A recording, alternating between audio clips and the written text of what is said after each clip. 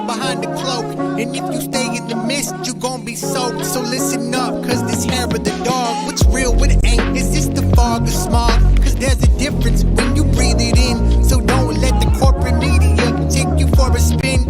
This that morning show, they put you in the know. So I hope that you ready, cause all we do is go, go, go. Yeah, come get your info, you gon' be like, whoa. Hair of the dog, we bout that, ayy. We in the zone, we out here, yeah. Speeding the facts. Good morning. Welcome to Hair of the Dog. I'm Andy Kennedy, and this is the part of the show where I ramble on incessantly, but we don't have time for that this morning. Kerri Barber, good morning. Good morning. Yeah, we're a little late, fashionably late for a Monday. So good morning, everybody. Welcome to Monday. For those of you, for the tens of you who follow us, good morning. If this is your first time, then know that we are live, obviously. And if you weigh in on the comments, particularly on our Facebook page, our Twitter, Periscope, all of those, we will see that. So this is an interactive program. All of your comments, all of your critiques, all of your criticisms, if you disagree with us, all of it, we'll see it and we'll share it here live. So it's meant to be kind of a family conversation. And yeah, so let's get right into it.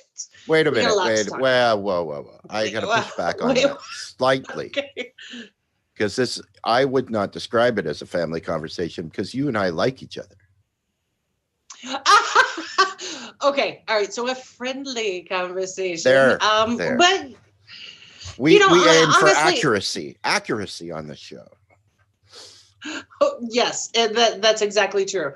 So yeah, we first up. Okay, so there's a lot going on right now, and I love some of the activism that's coming out because this is exactly what we're supposed to do as progressives, and we'll get to that in just a second. But first, I want to talk about kind of harken back to some of the conversations, Andy, you and I have had with experts on our program about security, and we had talked quite a bit about how like members of the Trump family could not get their security clearance and why that was.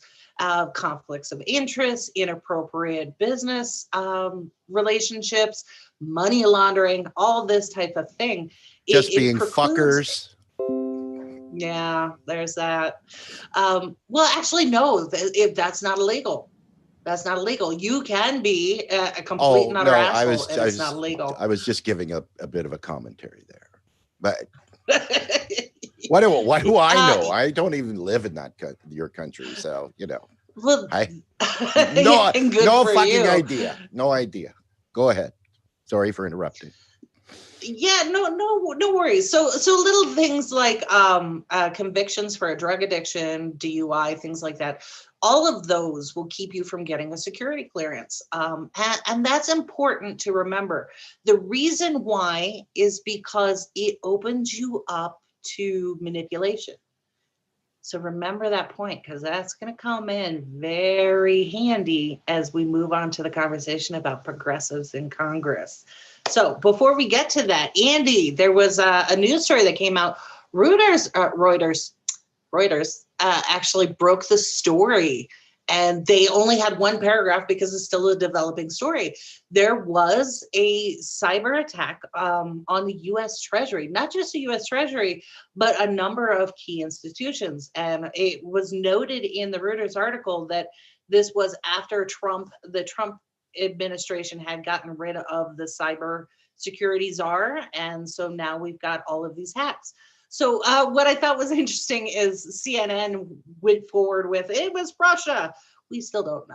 We don't know what country it was, but this was a coordinated attack by a foreign government. This was not just some hacker who got lucky or something like that. This was a coordinated professional effort, so there was an attack, and they did get into some things. So we're still trying to find out what they got into.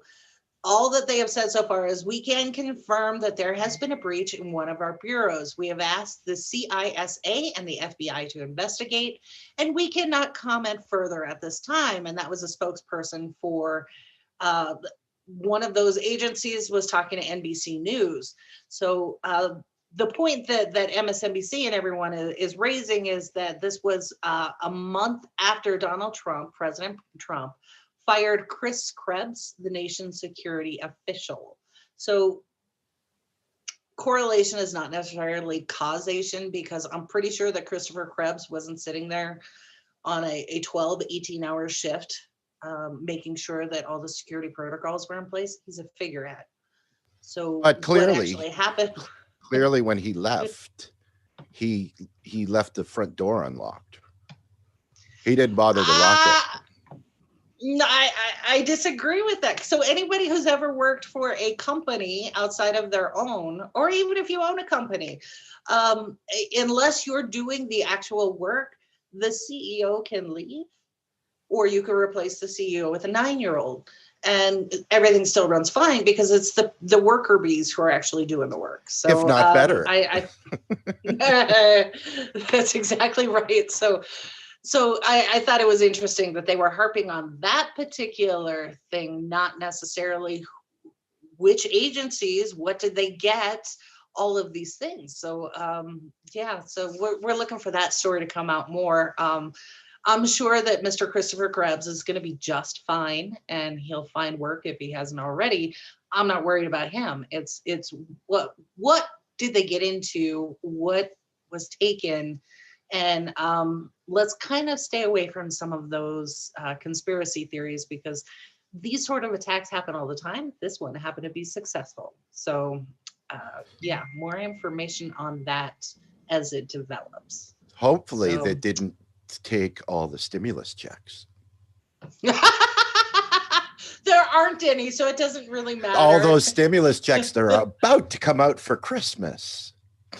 No, there's none of that. None of that is coming. None of it. So, and in fact, if you want to hack into, you don't go into the Treasury for those. So, okay. They were looking in the wrong place. They were looking for COVID checks like the rest of us. We're looking in the wrong places, obviously. So that was the story that came out, and we're definitely going to be following that, because this one's pretty important, especially under the backdrop of, you have the Republicans talking about election fraud. Here is an actual intrusion into the U.S. governmental agencies. This is supremely important. Be watching for this. Like I said, try to tune out that Trump fired some guy. What did they actually get access to? And then what are we doing for remediation? So right, and the fact that was a big story. Trump didn't tweet about it is telling. He went through. Did you see the litany of different? It was like a Wikipedia. If you search election fraud, it was like the Wikipedia page explaining every possible means of election fraud. Did you see those 4 tweets? No. It was unbelievable. He listed all of the tweets that it was definite election fraud in the federal election, and it was just basically an alphabetized list of all the possible election frauds that have ever happened in the world. Right? Just like did standing there with the spaghetti. Any bit of evidence? Just throwing it out there. Just the spaghetti against the wall. Oh yeah, this too. This. Here you go. Oh, maybe that one. Oh, it was literally a Wikipedia page of all possible election fraud scenarios. It was. Oh, hey, real quick. Oh, I bet. And not one shred of evidence that it actually occurred, because that's why everything got thrown out of court. So why waste our time? Which, by the way, if you haven't been following, there are, I believe it's up to 10,000 now, 10,000 judges and lawyers are petitioning state bars to get the lawyers on the Trump team disbarred for mismanagement, frivolous lawsuits, all of this. They're outraged that they have so sullied the legal profession. So and bad guy jobs. That too. Really get it together. Oh, IT scares the fuck out of me now when I see Giuliani. All I see is those rivers of coronavirus flowing down the side of his face. Yeah, the ooze, the absolute ooze. And congratulations to Giuliani for shutting down the Arizona legislature because he held a party and a banquet with all of these Republican lawmakers and exposed them all. So way to go. That's one way to do it. So real quick, a shout out to Dave Gutowski. Good morning, Dave. Dave is one of our Patreon supporters. So Dave, good morning. Dave, you would have gotten your special invite. We'll talk about that for our program tomorrow. So hope to see you there. But Dave says, good morning. And he says, oh, going to security. He said, being friends with a green card holder, like an Iranian, will cause security clearance issues. Oh, interesting. Okay. He says, true story. And then and then he weighs in about Diaper Dawn with the hashtag Diaper Dawn. We'll tweet about Diaper Dawn. So yes, more of that, please. So that was kind of the security roundup. And like I said, we'll revisit this as more information comes out. But let's move on to the ever-present, ubiquitous COVID pandemic here in the United States. So congratulations to you, Andy. You being Canadian, you are getting access to the COVID vaccine for free. How wonderful. I know, isn't that great? It's and now, granted, they've put out the order of who is going to get the vaccine first, right? Mm-hmm. And so you've got obviously the healthcare facility workers, the long-term seniors facility workers first, and the residents of those facilities. Then you have all of the healthcare people, and then you go through the different layers of society, and it turns out that that white men aged like 48 to 50 or to 60 are last. Wow. Yeah. So, but that's okay. I don't mind because I'm willing to spend the time here at home until I'm ready, right? And observe, just, check the different other groups that are getting it for the zombie apocalypse or Bell's palsy or any of the suspected, side effects that might happen, right? Just keeping my eyes open and protecting myself. No, that totally makes sense. And I'm kind of in the same boat, especially when I see the questions coming out, especially because I have a couple weird, quirky allergies. And Pfizer is already warning people who have allergies, maybe you wait a little bit. And I'm like, okay, but which allergies? Which ones? So so we'll have more information on that. And I keep teasing this event that we've got coming up tomorrow evening. So for those of you who don't have a whole lot of time this morning, tomorrow 7 p.m. And we'll put up the card later. But 7 p.m. we're so fortunate to have Dr. Dylan Burdett. He is an actual virologist. He is, not just a regular doctor. He's a virologist who's been working on this, working with the global community for, a year or more. We started our interview series with him in February talking about COVID because we knew it was going to be a major issue then.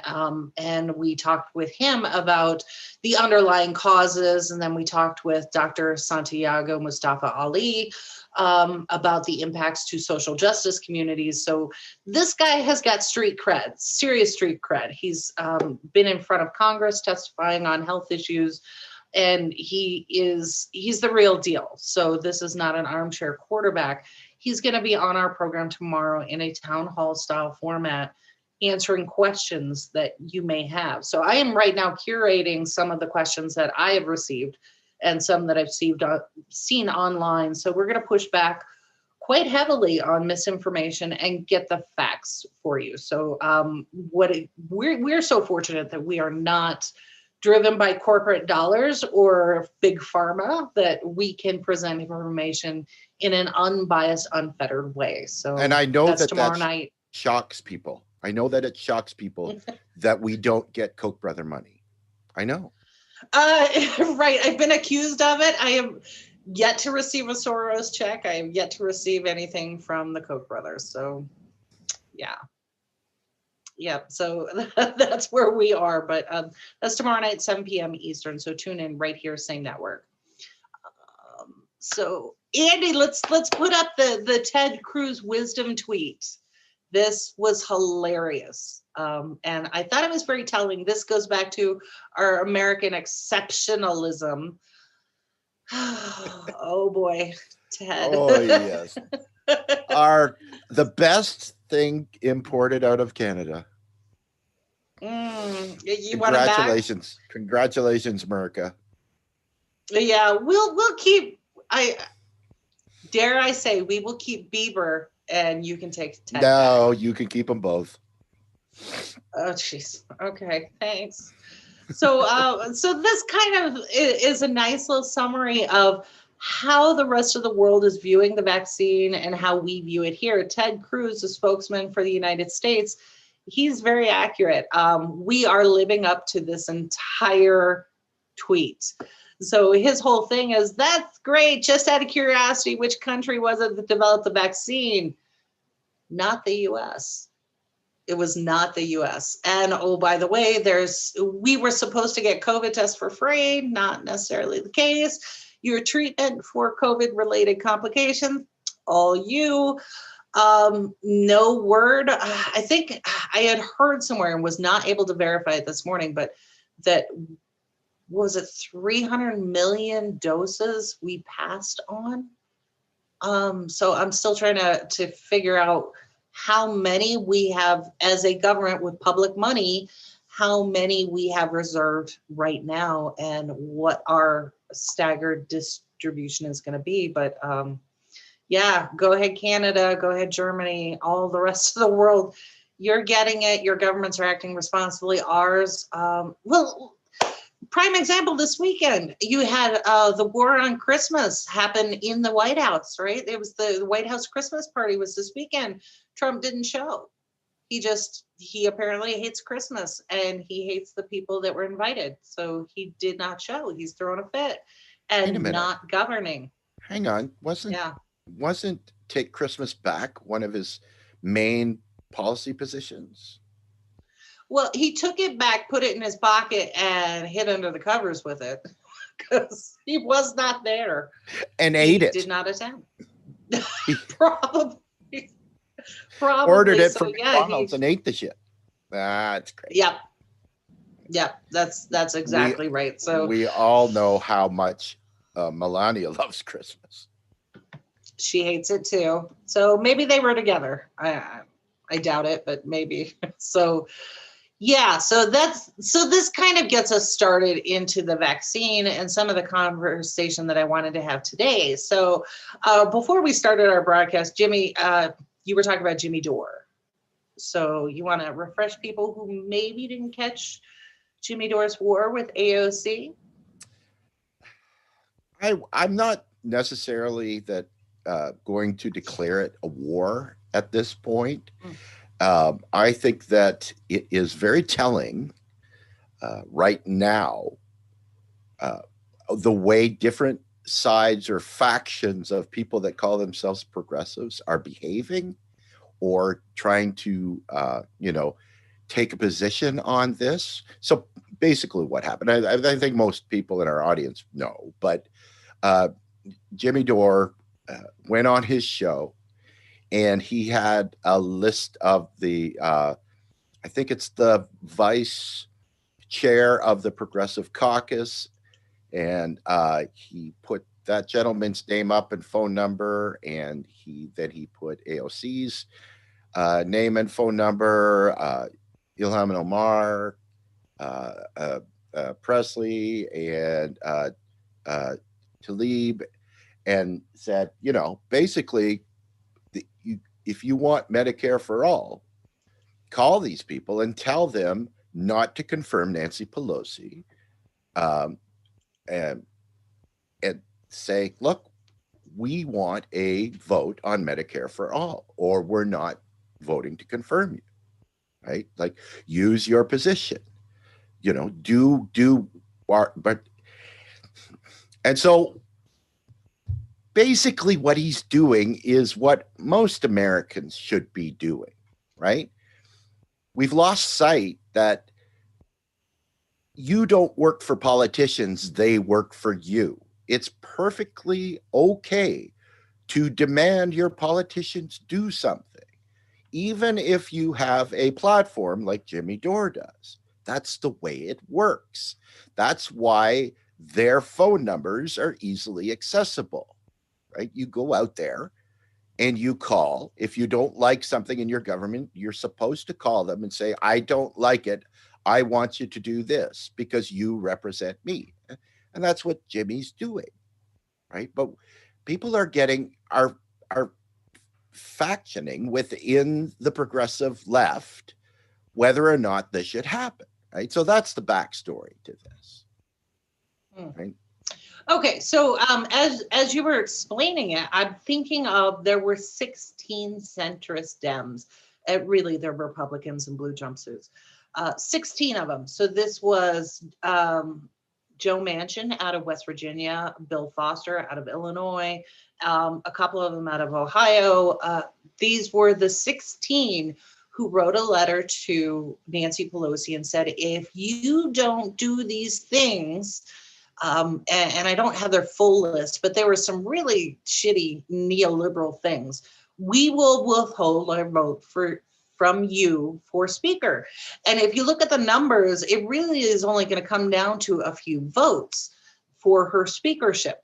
So these 16 centrist Dems, these bullshit Dems, just did that.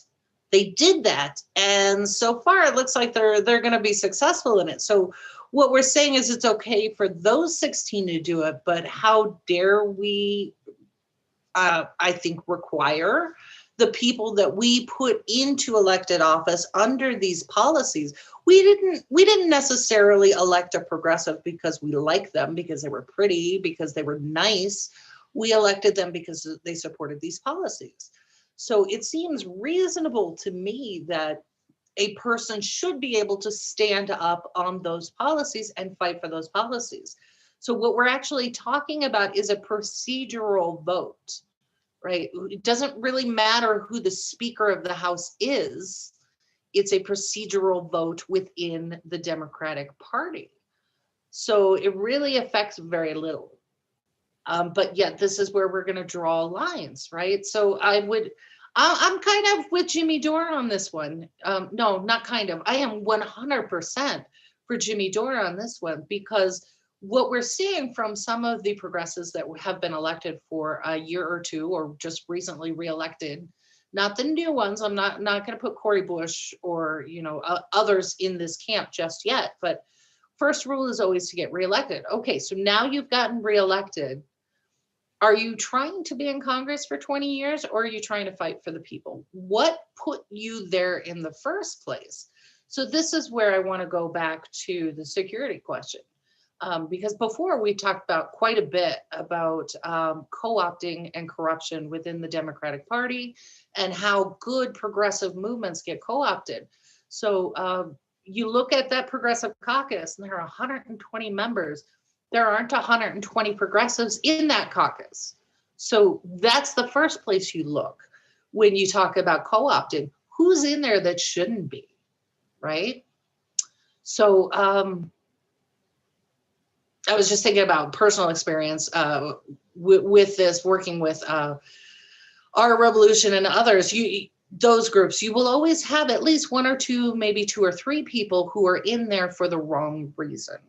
And they are in there to shut things down, to derail conversations, to say, oh, Jimmy Dore is wrong for asking us to do what we said we were going to do, right? So those narratives, those people, this split that's causing the split, I would take a critical look at those folks. And so what you're saying is that it's okay for people to die during a pandemic. It's okay for people to go into bankruptcy during a pandemic. It's perfectly all right that we are not taking care of our own people with public money while the rest of the world is, and we're losing small businesses.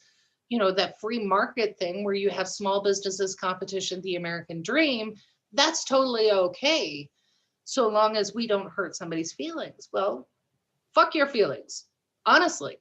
And if you are in Congress right now, worried about a committee assignment, worried about your donors, worried about having to have Nancy Pelosi breathing down your neck, then you're in Congress for the wrong reason.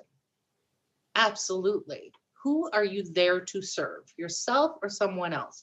So in AOC's case, I am reminded, and I would invite everyone else to go look at the FEC reports. How did she get there?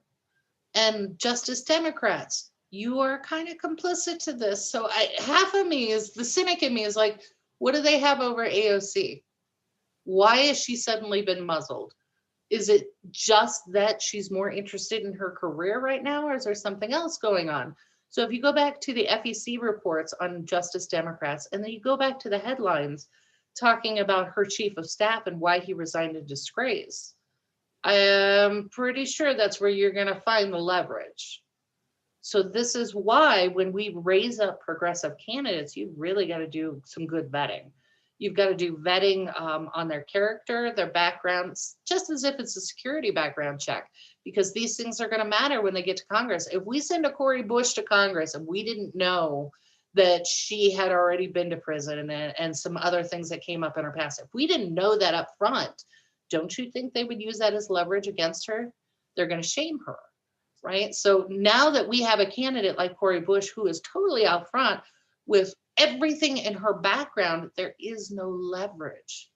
However, with an AOC, they have plenty of leverage, plenty of things that they, maybe her campaign, her staff don't want people talking about.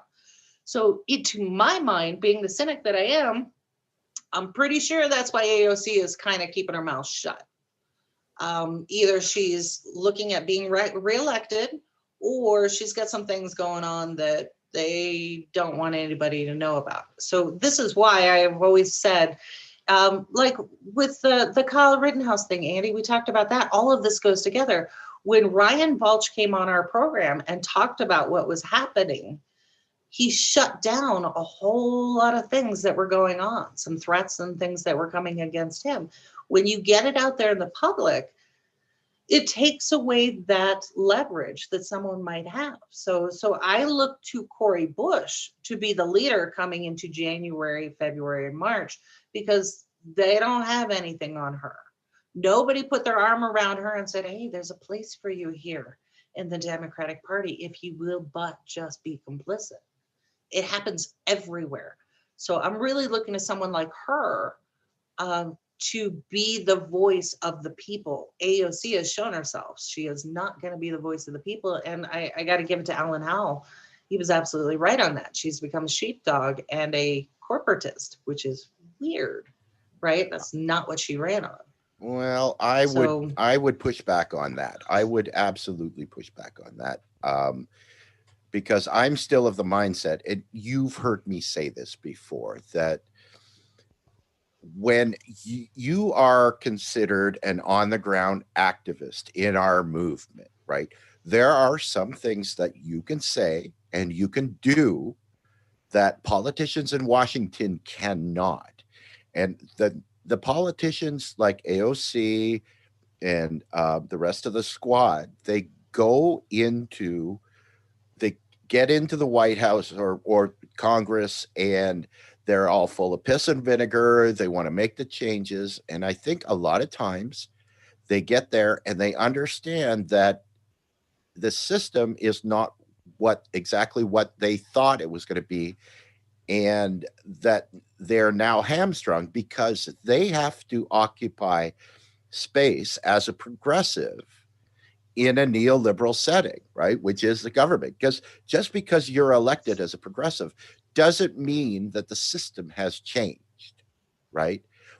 Bernie Sanders, and let's be clear about Bernie.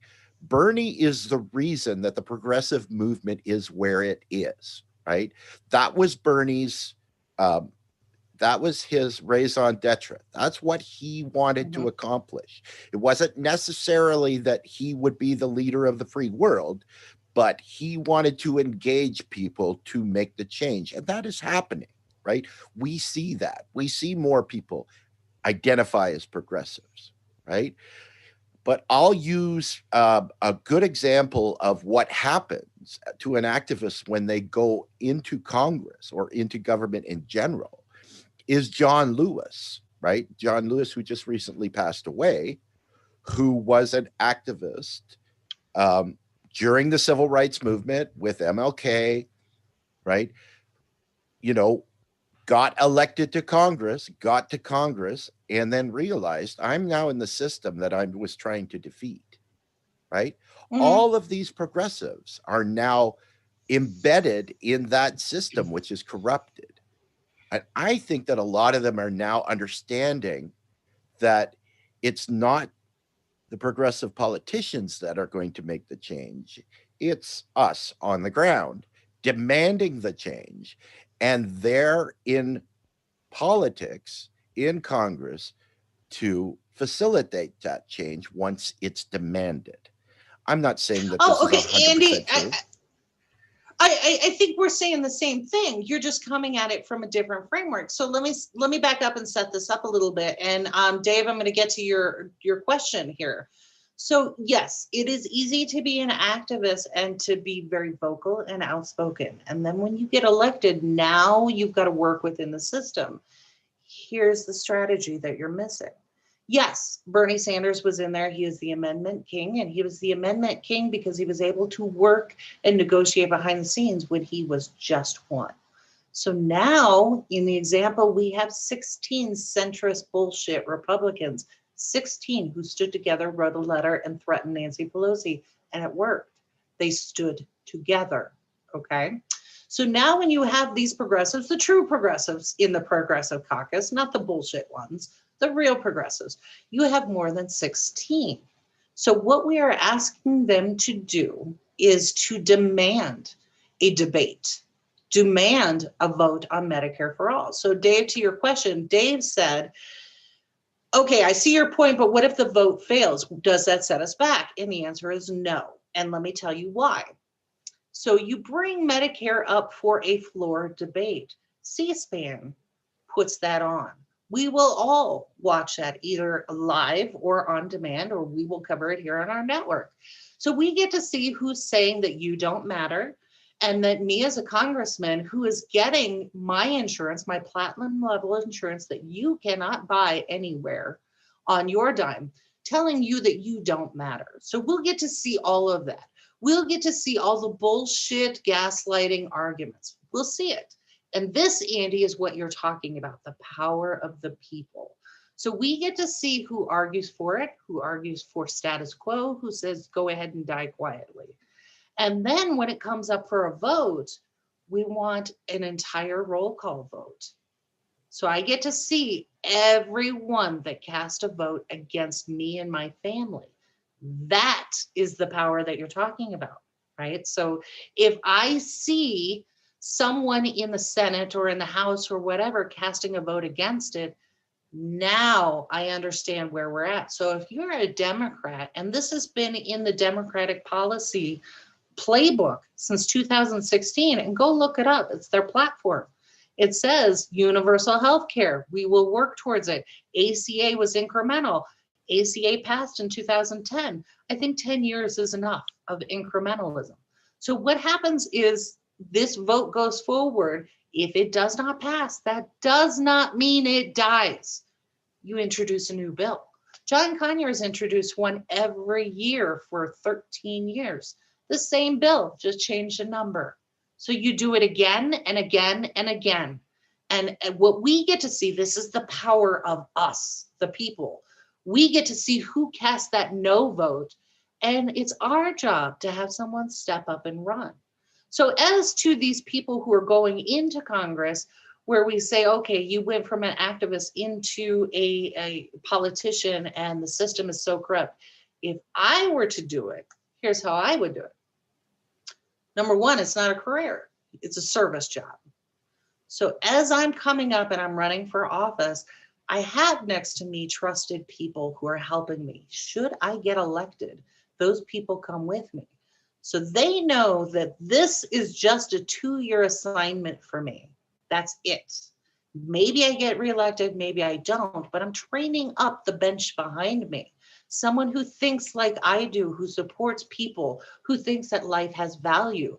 And I'm going to help that person run, because when I get in there and I get in Nancy Pelosi's face and I get in Dianne Feinstein's face and I show them the names of the people who are dying in my district, that they matter. And I tell them, I don't give a damn about your committee assignment. I am here for these people. I know that they are going to try and screw me. This is why I built the bench behind me, because it's not about me. It's not about my role in Congress. It is about serving the people. So you bring the next person up behind you who will do the exact same thing. And this is how you change procedure rules. This is how you get rules to the floor. This is how you replace somebody like, what's his face? I can't even remember his name. Illinois Congressional District 10. He was the guy sitting on the Ways and Means Committee. He's a fucking Democrat, and he's blocking Medicare for all. So Kerri. all of these things. Jerry. Yeah.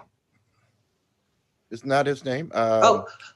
You're thinking of Sherry Bustos. She's down in 11th.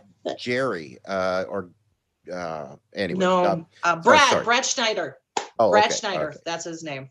Right. So yeah, he's another one who sits on the Ways and Means Committee. He's a Democrat, but he caters to a whole lot of big interests in pharma. He's taking a lot of money from pharma. So here's somebody with an obvious conflict of interest who should recuse himself, but yet he blocked it during the last session. Couldn't even get it to the floor vote.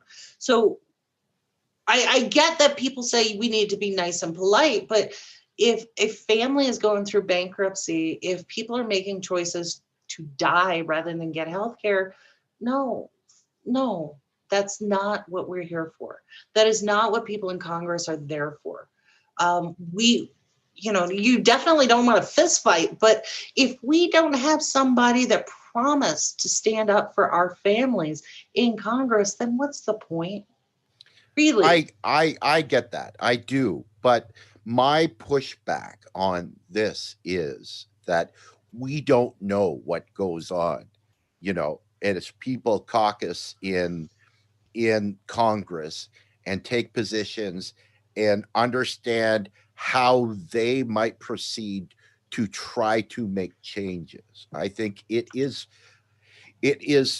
unfair of people to say that AOC, because of what we perceive her actions are, is now a centrist moderate Dem.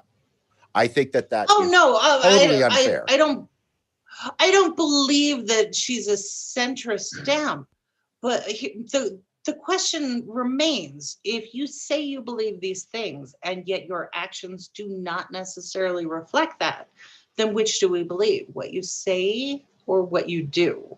And I have always been of the mindset what you do matters more, right? You could say nothing at all, but if you go out and you live your convictions and you demand it. If she never sent a tweet, never said anything, but I saw her on C-SPAN holding up procedure because she was talking about the people in her district who are going bankrupt, who are dying.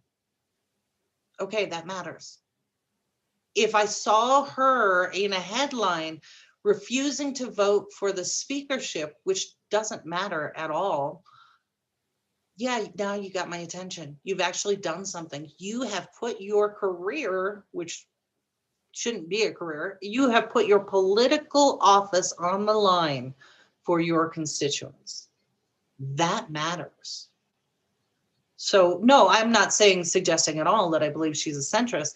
I believe that the courage of her convictions are lacking. And this is where the power of us is really on the side of progressives, and they're not using it. Well, okay. All right. So then if we, have a slight disagreement about what's going on, then I think, yes, I think it's important that someone with a bit of a progressive platform like Jimmy Dore that can get this out to as many progressives as possible to say, all right, listen, AOC, why is this happening? Right? At least tell us why this isn't happening or is happening or Oh, whatever. she did. She already right? did, though. So I'm not going to get into how somebody says something. Maybe Jimmy, he's an entertainer and it's his job to be sensational and in your face, whatever. He's not the elected official. When AOC responded to the tweets and said, not now, not yet, she told you. She absolutely told you. And for someone to say that we don't have the votes yet, we know that. Please don't play us as stupid. We know that. We know that the votes aren't necessarily there. What we are asking for is we want people on record telling us we don't matter. That's what we want. And what we will do with that information is replace them. Or, in my mind, let's get rid of healthcare for Congress. Most of them are millionaires anyway. They don't need it. Why are they using our public dime for socialism? So there are many things that we can do. All we are asking for is somebody to do something meaningful, and their entire job is to vote. So what we are asking to do is to step up and vote. Have the debate and then cast your vote so we can see who you are. That's what we want. And for her to say, oh, the votes aren't there. No, that's gaslighting. That truly is gaslighting. And it diminishes what she is putting out, her perception of who we are. And I'm not okay with that. I don't believe that she's not progressive, but I want to see the action behind it, especially now. This, to me, it is, there is absolutely no excuse that can be made right now during a pandemic. Right now, when you have so many unemployed, with everything that's going on, there is no excuse that is reasonable or moral for not moving forward on Medicare for all. And that means even if the vote fails. So yeah, absolutely. I'm 100%. Which is weird. I don't necessarily agree with Jimmy Dore at all, but on this issue, absolutely I do. And then to push back on Jimmy Dore, we heard that about Bernie. He's always angry. He's always angry. He never smiles. I don't give a shit about any of that. I don't care. And if you're thinking that right now everybody's happy and everybody should just be okay and we should forget everything that's going on, and that's what you want to focus on, it's kind of a mistake. You're missing the point. So, so Andy, one last thing that I want to bring up on this particular issue is, can you put up that calendar, the calendar image? So while we're going into the holiday season, people are already in Hanukkah. So happy Hanukkah to you. And then all the other holidays and festivities and everything else are getting underway. And hopefully we're socially distanced and, not getting to spend it with family in person and doing the best we can. This is the congressional calendar of when they work. So I want you to notice December 18th. That's their last day. So they're still arguing over stimulus for corporations. They're still arguing over whether the state should get any money to help small businesses and, offset the cost of caring for the people who are suffering through COVID. Once again, it's not just those who pass away from it. It's those who get treated with this as intensive therapies and then, are left with the bills. So all of these things go into it while they're about to go on vacation, a vacation that we pay for. So here's the schedule, and you can see this particular Congress worked less than prior Congresses. So I'm interested to see what the new calendar is going to look like for the upcoming 2021 session. But yeah, so they've got till Friday to put in some sort of stimulus, something to help people, to help small businesses, get it through the House, get it through the Senate, and get it to Trump's desk. And Trump himself, I thought, this is another disingenuous thing. So I put his rhetoric up next to AOC, and I know that's going to piss people off, but he went around to Fox News and said, I wanted more for people in this stimulus bill. I wanted more than what they were talking about. Well, he didn't give a number, and he didn't say how he was going to do it, and never talked about getting on the phone with Republicans to get that done. He didn't talk about the work that he did or his staff did to get that number in there. All he had to do was go out to Fox and say, yeah, I wanted more for you. They suck. But this is where the rhetoric falls flat, just like AOC. The rhetoric falls flat. I want to see some action behind it because we cannot wait. Our families cannot wait. There are people in the hospital right now. There are people on the streets right now. There are people getting evicted right now. And they're about to go on vacation on Friday. So Jimmy Dore's right. And I get his passion and all of this sort of thing. Maybe you don't like the way he said it. Tell me where he's wrong. I'm not hearing anybody with a credible argument against pushing our own leadership to do something. Except your cat. Obviously, yeah, did you hear her? Yeah, your cat is pushing back. Yeah, this is the one that every time we go live, she wants to be on camera. So yeah. Hi. So those were the big things that I really wanted to talk about this morning. That there can be no sacred cows when we're talking about life and death here. So all of our progressives that we have elected, they are subject to the same level of scrutiny and should be. That is their job. That's what they signed up for. They're not up there to be Hollywood movie stars. They're up there to work and work for us. And if they're not, if they're working more for a committee assignment, if somehow they've convinced themselves that work has more meaning and more power for my life, for your life, then they're misguided and they need to be corrected. So sorry, that's how I feel about it. But so one of the things I teased here earlier was this program that we've got coming up tomorrow night. So this one is really important because I'm seeing, I have people forward me things from Pfizer, from other pharmaceutical companies, and then pushbacks about the vaccine not being, that it would be more detriment than the virus itself. There's a whole lot of misinformation and just fear, absolute fear, because, and I mentioned it myself, after the last 4 years of Trump, I have a little bit of PTSD about anything that comes out of this administration, but logically, I know this administration had zero to do with the development of the vaccine. Still, I'm nervous, and Andy, you said it too. Watch, see what happens. Is this going to be the zombie apocalypse or what's going to happen? So we are fortunate enough to have Dr. Burdett tomorrow night, 7 p.m. Eastern, and it will be right here on Facebook Live. We will have it on our Twitch, on our Twitter, Periscope.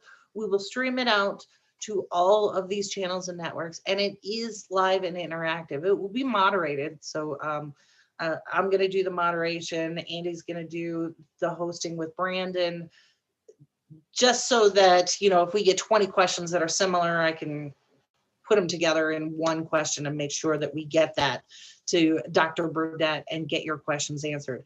And if for some reason you have something going on tomorrow and you can't watch it, we will have the replay here as well. So you'll have that on our, all across our social media channels, on our website, all of that. We will have that for you. So this is one of those that you want to tune in because I know Dr. Dillon personally, and he's a very sincere, great guy, and he will not mince words. He's just going to tell it to you straight. So this is one of those programs that I really want you to tune in to, get the facts, weigh it, and then make a decision that's right for you. So, and it's very important that this gets out there, this information gets out there, because, people, like you said, are suffering from 2020 PTSD. They don't know who to believe anymore. They're not sure who's telling you the truth.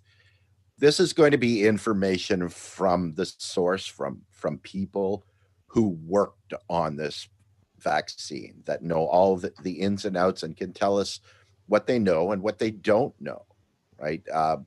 There's a interesting story that Nurse Deb told me that I found very interesting, and I'm going to probably wait and until Tuesday and share it then, because it's a great segue into the questions that I'd like to ask Dr. Dillon. So make sure, if you have any questions about the vaccine, if you have any trepidation, if you're fearful of side effects, you're worried about any of this stuff, because it matters, right? If you understand how vaccines work and what's possible, then as many people as possible, we have to get this vaccine, or it really doesn't do anything, right? Because we're, quite honestly, that the government has been using this as a political football,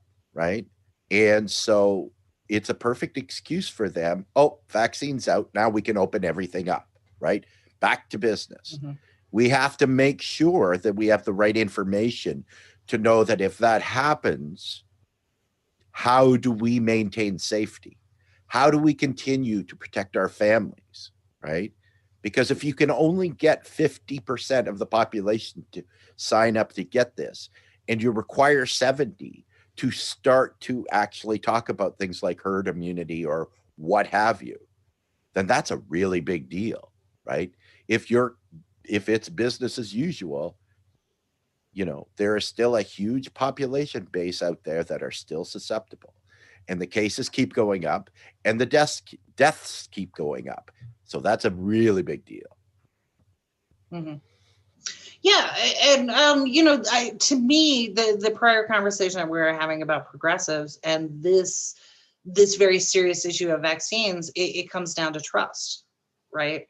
So the two, to me, are there. It's the same argument. If I trust you to go in and fight for me, then I'm if AOC came out and said, hey, I'm getting the vaccine and I want to share with you my experience with it, what happens, so that you can see what's going on, I would trust her, right? But what we have now is, I saw Obama gaslight everybody in Flint with a glass of water after he said he was going to stick with them, and now he's going to go out and get the first injection live. Well, no, I want to see both of them, and I want to see how you feel, and I want to see what complications have happened, because I don't trust you.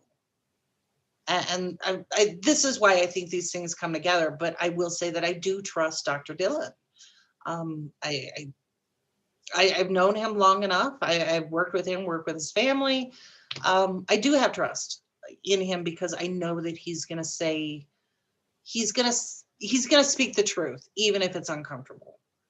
So this is why I am personally very eager to see how this shakes out tomorrow evening. And Andy, to your point, it's important for all of us, because again, you and I have talked about our community and who surrounds us locally. That really matters. So this whole discussion about vaccine, who gets it, whatever, it affects me on my street, my neighbors, my city. So yeah, you're absolutely right. And then for you in particular, Nurse Deb, right? So she's like one of the first in line, isn't she? Yes, she is. She's absolutely one of the first in line. And as far as the medical professionals, especially in Canada, anyways, they don't really have a choice, right? They are expected to get the vaccine right away as healthcare professionals and move forward. Interesting, little quick side note. My daughter, Heather, 21, she sent out a poll on Instagram asking her friends or friends of friends, and people her age group in general, would they get the vaccine, right? We're talking about maybe potentially people between the ages of 18 and 30, let's say. And of the couple of hundred responses she had, 55% said yes and 45% said no, right? So that's a big deal, right? It's significant, yeah. So and that's in a country with free healthcare, right? because the Canadian government has already come out and said that it's not going to cost anybody a dime. Right, so that you don't even have the financial aspect to deal with, and those are the numbers that I've seen so far. So we have to try to dispel as much of the myths and as much of the conspiracy theories, quote unquote, that we possibly can, right? So that people can make a decision based on fact and not what they hear on Breitbart or from over a fence from somebody that's not privy to the correct information. So tune in tomorrow night for the truth. Yes, absolutely. Very much looking forward to it. So that's about all I have. I mean, I could talk for days and days on co-opting progressive movement, but I think we got the point here. And if you disagreed, totally okay. Tell us why. Just do a little bit more than you're wrong. This is part of critical thinking. Yes, so, Zimbabwe is a correct rebuttal to anything we've said. That's exactly right. So we really appreciate you tuning in this morning. Hope that you will join us on Wednesday for our post recap on Tuesday. And then I'm working with a gentleman who's got this really interesting story about, it's Wisconsin yet again. So gonna delve a little more deeply into that and hopefully get him on either Wednesday or Friday this week. This one's kind of scary. So of all the other things that are happening, here's something that's happening in Wisconsin that is legally questionable, and yet it looks like they're able to do it with impunity. So just when you thought 2020 couldn't get any better. That's exactly right. Exactly right. And before we get out of here, I do want to say shout out to Savage Joy. I've been following on Twitter, as most people have. Hope that she's okay. Hope that she's well on the mend by now, that she's being taken care of. And I hate to say thoughts and prayers, but I don't know how else to help her other than please, everybody, put her in your thoughts. And maybe send her a happy message on Twitter, because I know that she reads her tweets, and just send her your love and encouragement. So, yes, if you thought you had a bad 2020, you ain't seen nothing yet. And this is a lady that is just, salt of the earth. She is just giving of the time that she can, with some major disabilities, some setbacks that she's had this year. She keeps trying to push the progressive narrative and be a spokesperson for us. And, we need her in our movement. We absolutely do. And she's just a sweetheart. And I, just want nothing but the best for her. So hopefully we can, very soon give you some good news about her. Yeah, absolutely. So that's all I got. Hopefully we'll see you tomorrow night or back here bright and early on Wednesday morning, 10 a.m. Eastern. Thank you very much, Kerri. Thanks, everyone, for tuning in. We will see you on Wednesday. Take care. We bout that, we in the zone. We out here, spitting the facts, how it's supposed to be. Hair of the dog, we keep it neat G. Whoa, oh, oh.